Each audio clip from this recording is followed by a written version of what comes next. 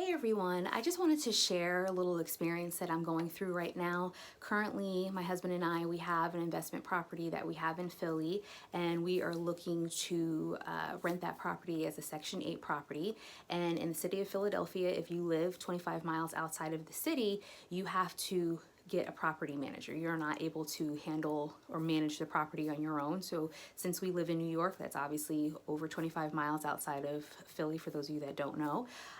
So we are forced to get a property manager. And so now I'm going through the interview process of finding a property manager. And I just want to talk to you guys a little bit about what are some things that you should be asking property managers to make sure you're getting the right property manager. Now, first of all, for me, a rule of thumb that I do for any time that I'm getting any type of estimate, I always get 3 estimates just to compare and make sure that I am getting something that is fair. Just because it's cheaper, trust me, it does not always work out for the best. And that goes for if you're getting an estimate on a contractor or if you're getting individual estimates on homeowners insurance. I don't care what it is. You should always have more than one estimate, and don't think that you should only go for the least expensive one. Sometimes the cheaper comes out expensive in the end. So definitely first thing I would suggest is that you get at least 3 estimates. But some questions that you want to ask property managers, one is how many properties they actually manage and if they are the only ones that handle those properties. So it could be, what seems like a pretty large company, and if they have like 1,500 properties and they have a good staff to help support that, that's great. But if you're dealing with a smaller company and they have 1,500 properties, how are they really going to be paying attention to your property?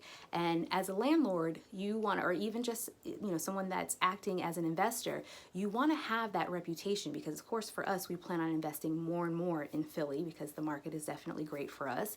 And it's been financially beneficial for us in the past. So we're trying to build that relationship, and we don't want to be known as the landlords that really don't take care of their tenants. Like, we don't get back to them if they have a problem, if they need something fixed, things like that. So you want to see how many properties they're actually managing. I also get referrals, just like if you were going to be renting to someone. If you are hiring a property manager, I would go with referrals. Ask them, ask around, see if anybody knows of any property managers. I actually did a quick little IG reach out to a lot of people that I follow that are investors, and I asked a lot of them who their property managers were, and that's actually how I found the one that I'm going with right now. And then you should ask them for referrals as well for whoever they have managed in the past, for tenants as well as for landlords. Now, I know how the referral game goes. Of course, they can definitely give you like their friends or their cousins' numbers, but eventually, you start weaning people out when they start lying and giving you their friends and so forth numbers.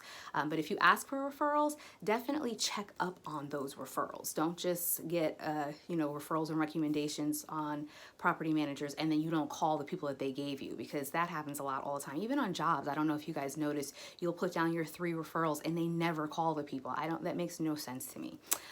So I would do that. The other thing is, of course, asking how they break down their fees. Now, some property managers have a fee for everything. They have a fee if you have to call for maintenance. They have a fee for collecting money. They have a fee for doing inspections. Everything is a fee.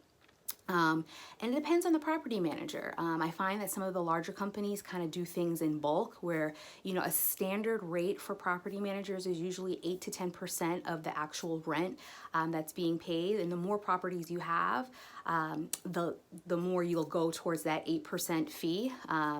The closer you are to 10% if you're only dealing with 1 or 2 properties, okay? You also want to know what type of technique or process do they go through to actually find tenants for you.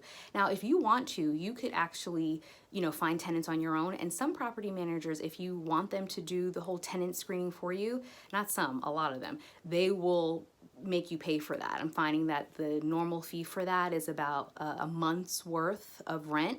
They'll charge you to actually find and screen the tenant. But if you're going to pay a month's worth of rent for them to find and screen the tenant, you need to know what that process is. How do they get referrals from those tenants? Do they go to the tenants' properties? Do they check job recommendations? Are they checking credit? Are they doing background checks, etc.? Those are the things you want to know on what that tenant screening is, because one bad tenant can really cost you a lot of money. I've definitely been a landlord in the past, never had to hire a property manager. I've even been able to handle my properties when I lived in Houston. I've been able to handle them on my own. But knock on wood, I haven't had a bad tenant because I've always done really good screening. I definitely go through the nitty gritty of what I need to in order to find a good tenant. So if you're going to hire a property manager, you need to know what their process is as well, okay? You also need to know how they collect the money. Do they have a system set up? And if they do have a system, when is that money supposed to be expected in your bank account? Things like that. You should always hold on to your own deposit, because things sometimes don't work out with these property managers, and you most times can end your contract on your own for whatever reason. And if they have held on to the deposit, getting that deposit back when you're ending a contract may be a little bit difficult. So I would definitely hold on to whatever deposit you get from tenants. There's definitely some benefits to having a property manager. Obviously, everything can be handled by them, and you don't really even have to worry. All the phone calls that you may get late at night, they're going to be the ones getting those phone calls. You just want to make sure that they are doing what they're supposed to be doing if they're going to be handling all your business regarding that property and those tenants. Okay, I hope that was helpful. Take care.